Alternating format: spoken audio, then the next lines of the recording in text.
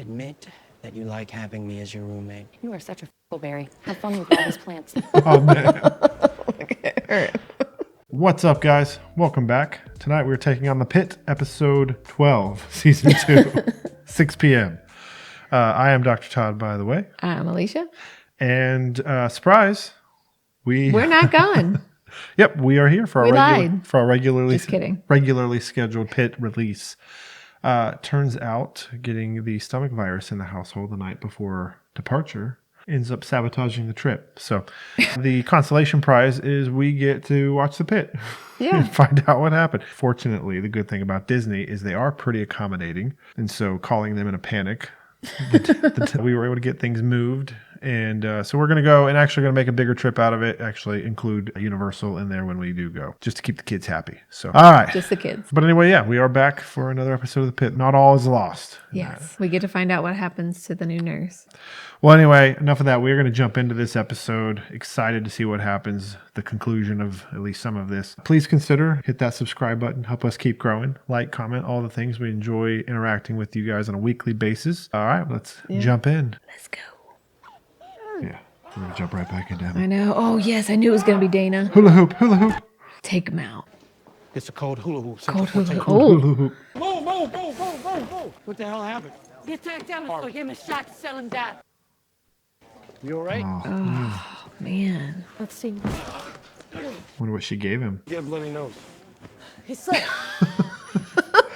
Landed on your fist. He had her rock. Yeah. The one-day med students might actually be useful in the ED. Oh, present company excluded. You're doing great. Gonna say she remembered the entire board, Yes, she did. so she's very useful. Really? They call you Phantom of the Pit on account of you secretly living in the hospital for months. The new nurse, Emma. Is she okay? Smoke him if you got him. This place is going tits up. Okay. Are we all good in here? Oh, yeah, boss. Now they have him restrained. What did you give him? 4 milligrams of Versed. Who wrote the order? I had it in my pocket. I was on my way to waste it, but shit was sideways. Okay, so now he's altered from alcohol, Versed, and a head trauma. Now he's going to need a head CT. Well, to be fair, you already had Versed. Yeah. For 1 minute, putting anyone else from my staff at risk with that asshole, you better give fucking head a shake. Whew. Yeah, I mean, look, that's a very difficult situation. Obviously, technically speaking, Dana could probably get in trouble for giving Versed without an order. I think like anybody with a reasonable sense would say, But she was protecting. right, I completely support what Dana did there, even though technically what she did was wrong. Robbie's coming at this from the angle of, wait, you gave him Versed without an order. But in reality, like I've been in these situations where I've never had like a nurse in a headlock, but you've had patients kind of coming out of whether it's anesthesia or maybe they came in confused, and then as they started to perk up, they became agitated and aggressive. And then there is this sort of code hula hoop. If you like, we didn't really have a code word for it. Yeah. But like if a nurse started yelling, you came running, and then you would say give kind of whatever you had a quick access to. And so like you may give Geodon or Haldol. Like Haldol would be an example of something you might give when a patient's very, very agitated like that. I think most people are going to defend that in the situation because even though I guess Robbie's frustrated by it. Yeah, and that's why he wants to take her off. Yeah, which I don't think is inappropriate to say like now you need probably not to be involved in this patient care at this point because now it's too personal. Which, to be fair, it's like, then who's going to take the patient? Like, it's going to be personal regardless because this patient just assaulted a nurse. Yes. So, anyway. He's not dead. He's recovering in pediatric ICU. Has her husband arrived yet? Yeah, but he went straight upstairs. Really? He may have just wanted to see his child first. Let's not jump to conclusions. Yeah, I would think I would have probably done that too. Right. No offense. Oh, well, no. Thank you. Oh, look, it's the Hall of Reflection. What is going on with Langdon and Santos? I saw them having it out like it was fight night. Doesn't Langdon have beef because she's the one who turned him in for taking meds? I'm sorry, what? Is responsible for revealing Langdon's benzo addiction. Dealing drugs from this ED? This ED is the best of the best, and I would put it up against any emergency department in the country. Get chills. Yours to fuck up, so don't fuck it up. Oh.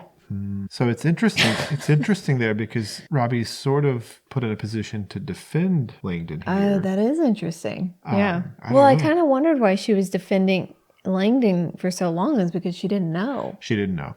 And that's ultimately what Santos brought out, is Yeah. for people to know. Yeah, well, and then of course we know Dr. Al is very sort of by the book too in her Yeah. approach. So this will be pretty conflicting for her because I think she genuinely thought highly of Dr. Langdon. Yeah. Till now. We'll see. Yeah. Millennials. Actually, I'm Gen Z. Even worse. I was stripping at Purgatory to put myself through school when I was your age. Stripping at Purgatory. Is that the name of a strip club or something? I guess so. Maybe in Pittsburgh. I can't breathe. Oh. What's this? Joe Frost. Rachel's Week and Friday. What's his name? My dad. Hey, Oliver, can you open your Kind of eyes pink for and me? frothy. Yeah. I know you could see that with like mitral regurgitation, but I don't think that's it. Okay. Sorry, set up BiPAP. When was his last dialysis? It was supposed to be yesterday Okay, so morning. he missed dialysis. Full examine South 8 team in case she also needs to make a statement to the police. Was that really necessary? Yeah. Yeah. I got Robbie looking Be at there her with you. because she didn't do that. Somebody says to prescribe. Everyone else uses force to stop an assault. They're a hero, but a nurse does it and we're punished.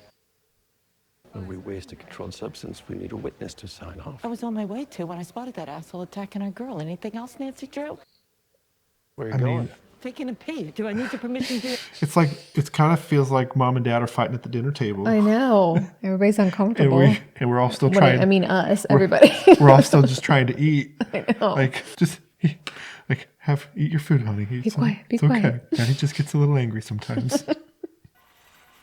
Oh, BiPAP starting at 10/5. Good hard squeeze, good lung sliding, but there's a ton of beelines. What's a beeline? fluid. Oh, okay. BP 198/132. Pulse. That's pretty high. Ready to finish our conversation? We talked. Okay, now I gotta need you. Please.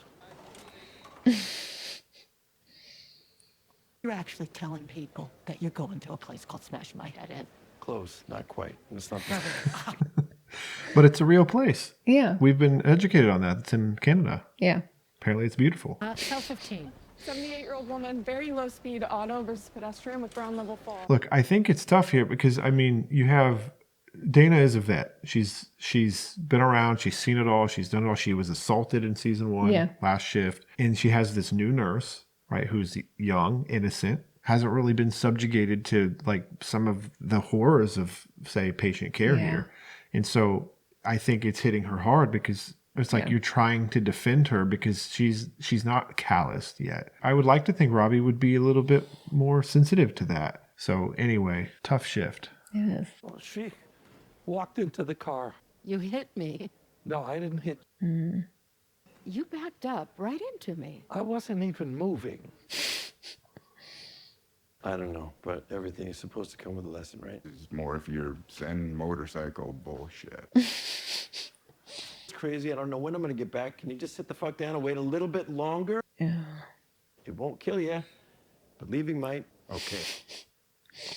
No problem. Thank you. Robbie's unwinding. Yes, he is. Do you take aspirin or any blood thinners? Well, probably a blood thinner. She just has AFib. No, not really. Here? Oh, yeah. And her hip.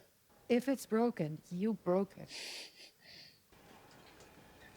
I think he may need a workup. Who? The husband. Oh. Would you think about doing a Romberg test? So the Romberg test, like it is a balance test.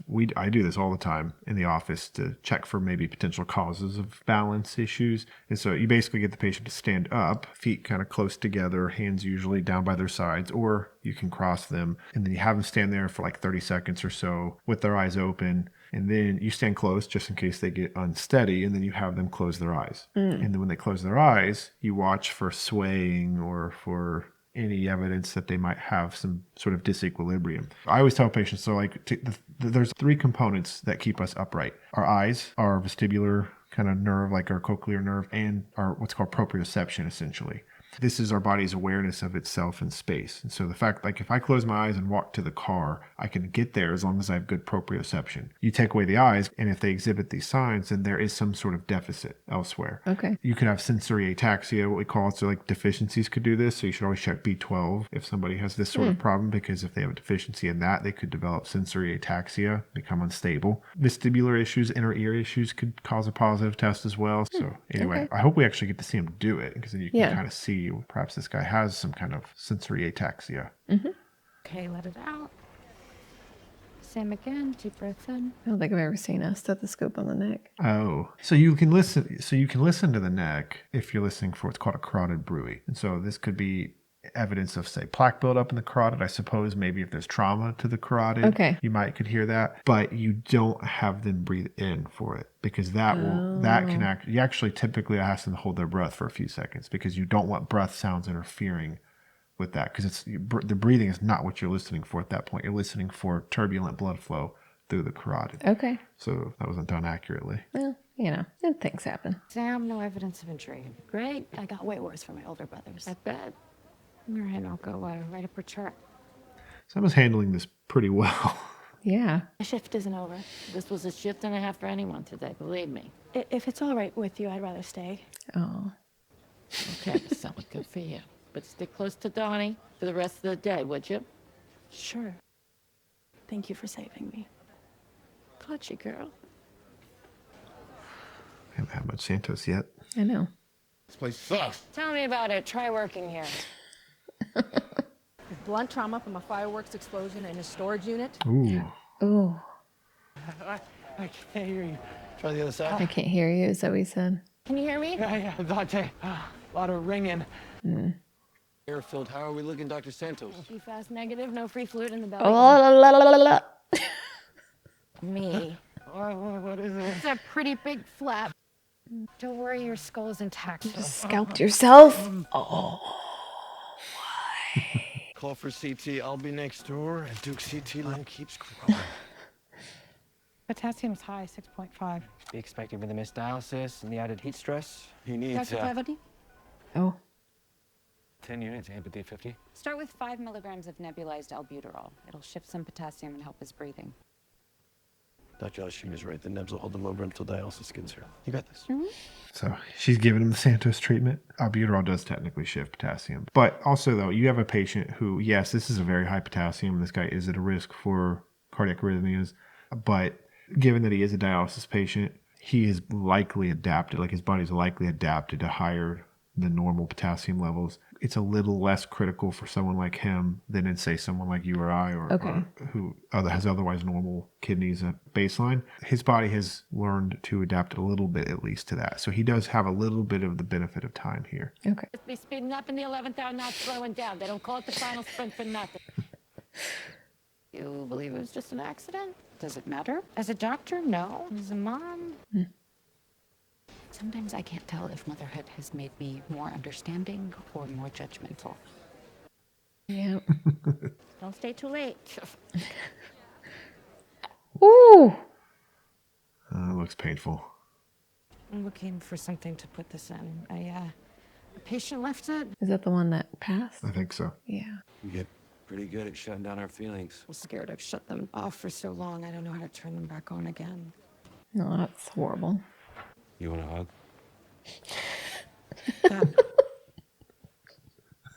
At least they offered. I know. You have a visitor. Care Bear. Feeling okay? No. I do recognize him. Yeah, I do too. Somebody will tell us what he's from. Yeah. We are required to report impairments that might affect driving, and you will likely have to take another driver's test. Is that true? She may never return to the functionality she had prior to the injury and recovery. Okay, well, kill me now. And you get your own apartment. And, my sister actually lives in one. She loves it. You worry too much. How can I not? Look what happened today. We'll come back with Mrs. Cohen. So this is maybe one of the more tough things we deal with in the outpatient side of primary care. Because aging patients who then develop more health issues, but also become less capable of, say, self-care. Yeah. And because nobody wants to give up their autonomy. That's a given, right? Like this gets really tough because you can look at a situation and be like, you know what, this is not the best situation. But you have individuals like he's still completely in his right mind. Yeah. Right? Clearly. I mean, he's able to make his own decisions. And that decision is allowed to be a decision that everybody else disagrees with. Yeah. And this is where it does get really challenging. Now, yes, if there is something that seems to be at risk, that this can be reported. And then, of course, that they may be at risk of losing their license. But you can't force somebody to go into an assisted living, even if it seems like it would be the right thing to do. Anyway, so this is actually a really tough one. I kind of wrote down to talk about that. Maybe we might dive into it a little more at the end. Yeah. That is a very tough, real situation. Our scout victim is back from C2. They're prepping him now. Okay, I'm coming. Friend, doing okay? He's on my flight risk radar. I figured that would distract from the whole farmer's widow thing. Wait, what? Bringing the mail, water the plants. Cool. Cool. Yeah, fine. She not like that? Doesn't seem like it. I know. Given the mechanism, should probably watch him overnight. I agree with Dr. Garcia. I agree with Dr. Garcia, too. 3-layer closure. Galia said, Guys. don't forget to buy me a souvenir, like a custom outbone carved hunting blade. Hunting blade. Anything back on that drunk son of a should attack Emma? She's just trying to protect all of her nurses. I know. Be fine. From her lips. Kaboom! I can get launched 10, 15 Is he checking on his friend, you think? Yeah. Yeah. Oops. What did she do? You don't like to hear oops. We never say oops in front of the Yeah, that is true. All right, try again. You sure? Yep. No, just leave it. He doesn't need any more. We are professionals. Got our official PDA consumer license. Gunpowder's in my blood, man. Nothing like that. Ain't no fighting it. More Fati. Or like Memento Amore. Am I like the only one who didn't study Latin for med school? Yep. Yes. Can I see my brother now? Yep. Oh, mother. Chest pain? Only when I move. Feel like elevator. Don't you ever tell your mother about how fast you drove here? I thought you were gonna die. We already might have, so good job. Boy just got his permit last week. Oh. Feel like I was living in one of those Fast and the Furious movies. Closed. When did that happen? I read about it a few months ago. Oh, like it closed. Okay. Hey, you know, Mason, if you're hungry, we've got a pretty good cafeteria. Don't lie to him. We have a cafeteria. I'm just gonna stay here with my dad. Are you still thinking rural emergency medicine when you're done here? Not thinking. Doing. Oh. Ah, so the March of the Walking Dead night shift begins. Look First who one it in is. Is this Mateo? Yeah. What happened here? Left your What guys at the the? lamp this morning. Don't ask. Well, speaking of lamps, what up, Dr. J? That was some sort of basketball player, wasn't it? Dr. J, Julia serving. I have a signed basketball in my office upstairs. Oh, do you? Yeah. You enjoy the dark side when you graduate? The emergency department? The night shift, baby.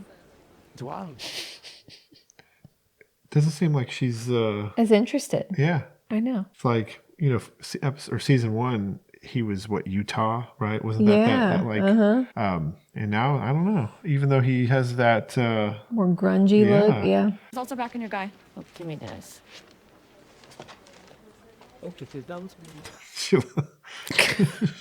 I choked her? No, I would never do something like that. But you did.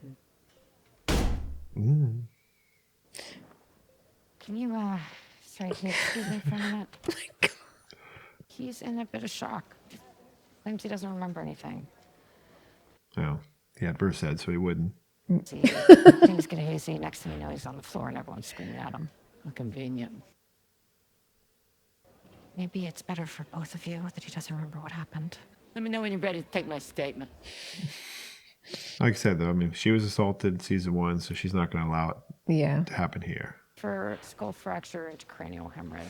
You mean that's good news for you and that blonde nurse lady? Oh, yeah. He's a douche. Positive for alcohol and cocaine. Look, when alcohol is mixed with cocaine, your liver produces a metabolite called cocaine ethylene. And what does that have to do with me? Allegedly doing what you said. Allegedly. And it can lead to confusion, paranoia, aggression, and even psychosis. You lucky this was just a poke. Mm, Spared the just muscle. kind of Could have been worse. Revolutionary War. Oh, yeah. The bayonets they created back then were designed to leave wounds that are nearly impossible to stitch. Those bayonets have never met me. Thanks, Dad. Must have been scary. Yeah, well, Poindexter here stumbled over his boots and nearly impaled me. Well, you're in good hands. This guy could have saved a lot of lives with his sutures back in 1776. Langdon's a big history buff. Seems to be. But you do have a small hairline fracture of the superior pubic ramus. But if you're gonna have a fracture, it's the best one to have. Yeah, I mean, Do I need to stay in the hospital? not usually. Not for that specifically. Yeah.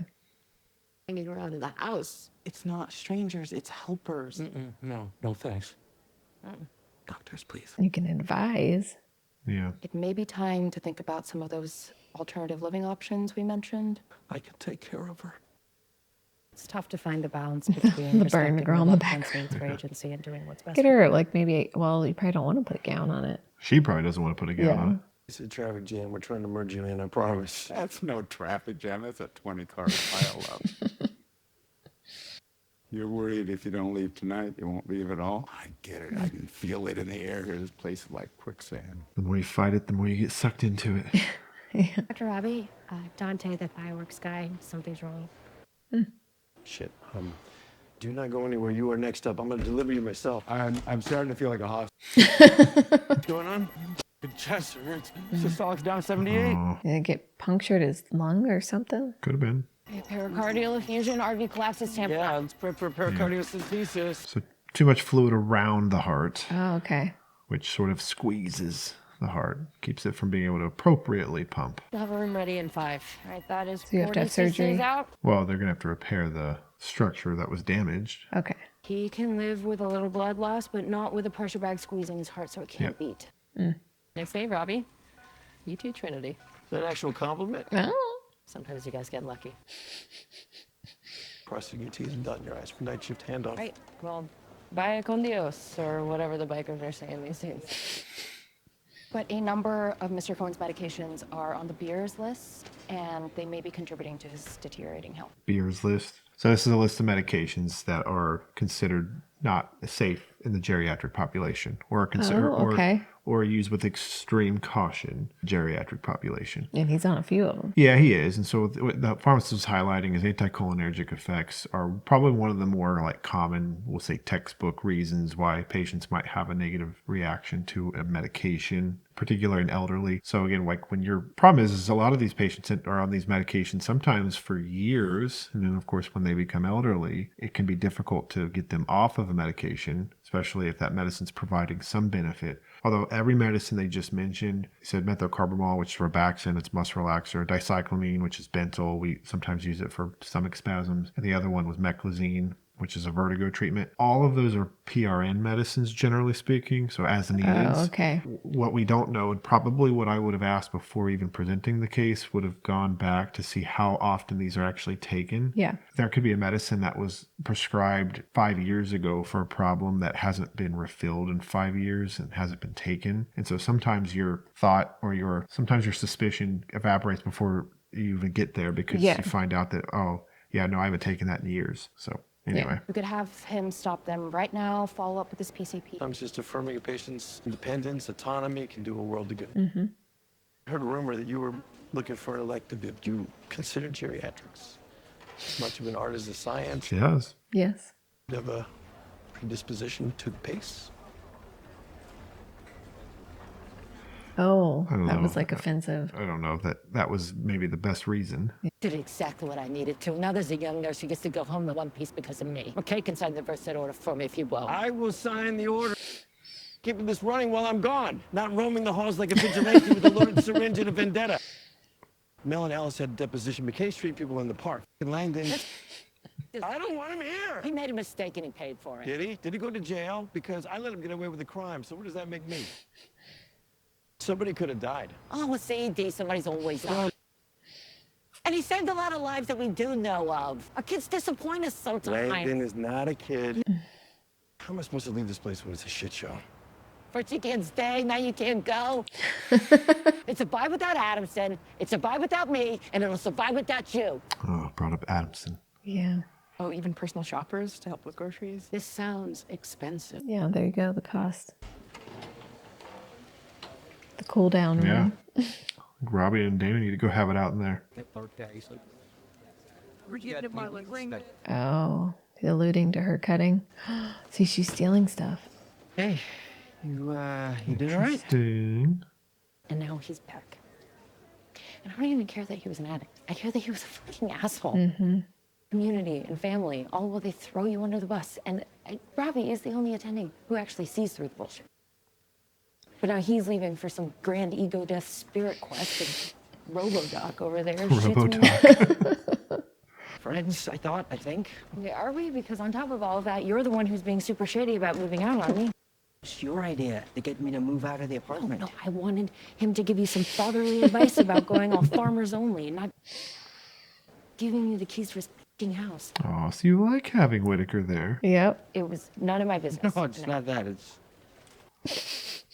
You actually like living with me, don't you? What are you talking about? You said it. You eat all of my avocados as soon as they ripen. You keep pausing the TV to ask the dumbest question. I've seen someone consume so many, it's disgusting. Just say it, and I won't move out of taking in his mail and re-watering his plants. Say what? That you want him there? Yep. Admit that you like having me as your roommate. You are such a f***berry. Have fun with all these plants. Oh, man. Look at her. You have no idea how much joy that just brought me. Hey. How much longer until I get these things off and go home? Oh, you assaulted a nurse.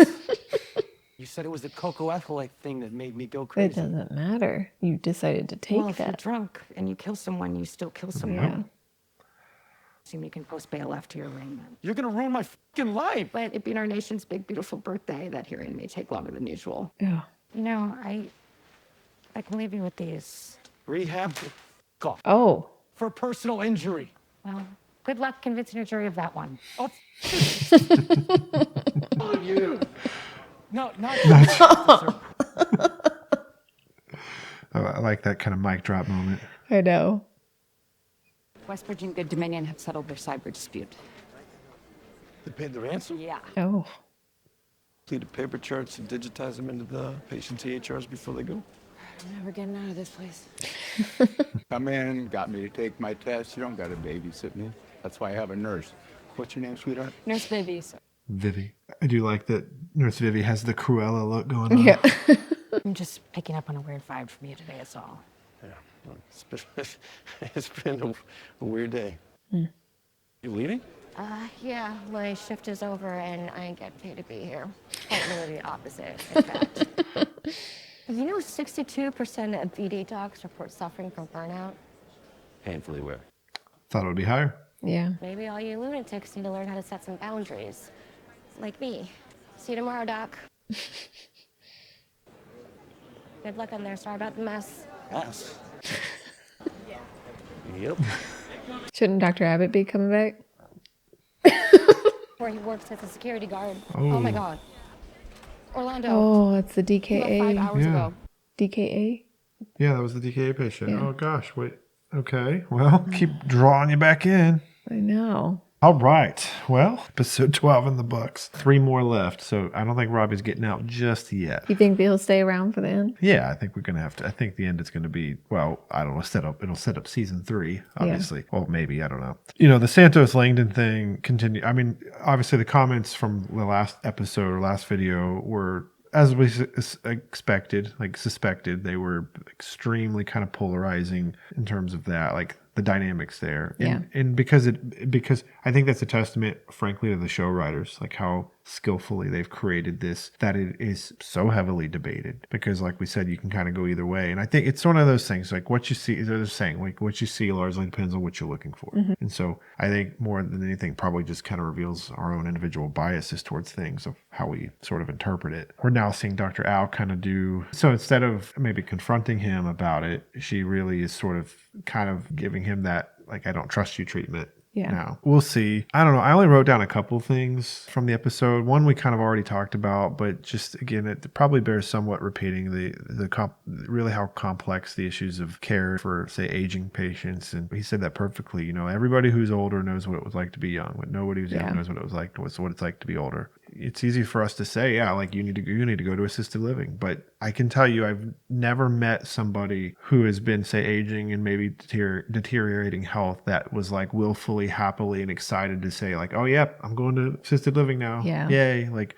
nobody is, because that there is a certain loss of autonomy, or at least it seems like it. And that doesn't mean like what Mel was saying is wrong. Like, some of these communities are great. You laughed at that, what Mel said. Oh, no, I chuckled at the whole, like, actually, a lot of this is covered by insurance. Okay. And it's like, okay, well. It hasn't been the case for what you've seen. Can you help me out a little bit? Because, I mean, at the end of the day, it comes down to that. It always does. It always comes down to the financial element of things, which is very tragic. That, and of course, insurance oversight, insurance overreach, and inability to order tests and things like that. I mean, I just had to do another very ridiculous peer-to-peer on getting an echocardiogram ordered on a patient. Echocardiogram. A heart test, yeah. On a patient. It's like one of the most complicated cardiac surgical histories I think I've ever seen. So when you do these peer-to-peers, it almost makes you laugh, because you're like, what possibly more? Yeah, it's just absurd. Yeah. Right. And then I wrote down, like, actually, I love the fact that Joy is leaving. Mm-hmm. I think boundaries are, I mean, I tell patients all day long to set boundaries. Yeah. Set boundaries with their employers, or set boundaries maybe with family or whatever, because almost no job is frankly worth, if it's eroding your own ability to take care of your health. She mentioned the stats there, 63% or something like that, I think is what she said. ER doctors report burnout. I'm not surprised by that, because I thought it probably would be higher. Yeah. And most of that's probably tied back into the bureaucracy elements more than anything. You'll hardly ever find a doctor tell you that they're burned out because of patient care, patient-related care. Almost never. But they will tell you that they get burned out by the bureaucracies. They get burnt out by the electronic medical record issues, all of the clicks, all of the additional documentation elements, all of these different features that continue to just compile and compile. Like, taking care of patients today is very different from what it was like taking care of patients 10, 15 years ago. And some of that has been for the better. I mean, some of the things that have maybe developed from a safety perspective, like, yes, like, I don't think anyone's disagreeing with that. No doctors will disagree with that. But it's all of the other kind of, my partner calls it the minutia. He references it as the minutia. So all the different minutia that's involved, like, that's what drives people away. Like, so, like what we've seen here with physical assault. Yeah, so harm against medical professionals, like things like that can certainly be driving people away. I think it's driving nurses away from the bedside. I mean, you have this poor nurse on their first day being assaulted twice, and she's like, no, I want to finish my shift. While I applaud her for that, it's sort of, has she already become normalized to, like, that's really sad. Like, it's already kind of normal to her that this is what happens. There was a comment, and maybe we can find it and share it, but there was a comment on our last video from somebody who's, I think, relatively new to nursing, I think is what they were saying, but within the last 5 years at least, because I think they mentioned they were maybe in nursing school during, like, the peak of COVID. So within the last, say, 5 years at the bedside, and they mentioned how many times they've been essentially assaulted, punched at, scratched, clawed, whatever. And it's funny, is even this young individual had made the comment that, they recognize that sometimes it's not, maybe the patients are not in their right mind, and mentioned how they hold their oath and they hold their profession close, and that's what kind of keeps them going. But how difficult it is, how do you not become the punching bag kind of thing? And because Dana's right, like, you don't have to accept that. And they were asking for any advice. So I think to anybody watching out there who is in the field, share your experiences with that. Like, what are the things you've done to try to maintain that balance? Because that's important, right? So those are the things I think that drive people away. But Joy's right. Like, she's a student at the end of the day. She's a student who has no interest in going into emergency medicine.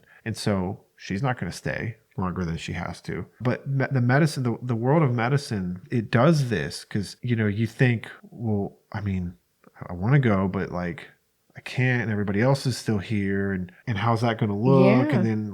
And then I'm sure pressure from, like, as a resident, there could be pressure from attendings With the F, sure. That's part of burnout. Yeah. No, it's just this balancing act. You know, we watched that episode of Scrubs. Oh, yeah, balancing act. It's this balancing act of maintaining that duty of care, that calling, so to speak, but trying to maintain your own life. I don't know that anybody in medicine ever actually gets it right. I guess it's probably worth saying that it's not necessarily unique to medicine. I think there's a lot of professions out there. People deal with this. I just think it's human nature. Like, we get exploited pretty often, pretty frequently by our employers. And so we all have to kind of learn how to deal with that in our own way. But I do appreciate, though, again, that kind of going back to Joy there, I think what she did is she has a set of boundary. Yeah. And she's going to follow it. And now That's healthy. I think it is. I think in residency, that's a little bit more difficult to do. Yeah.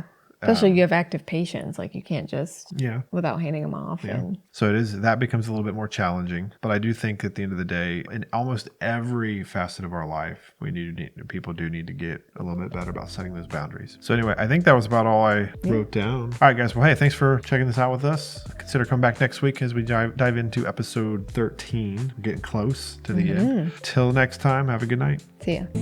I am Dr. Todd.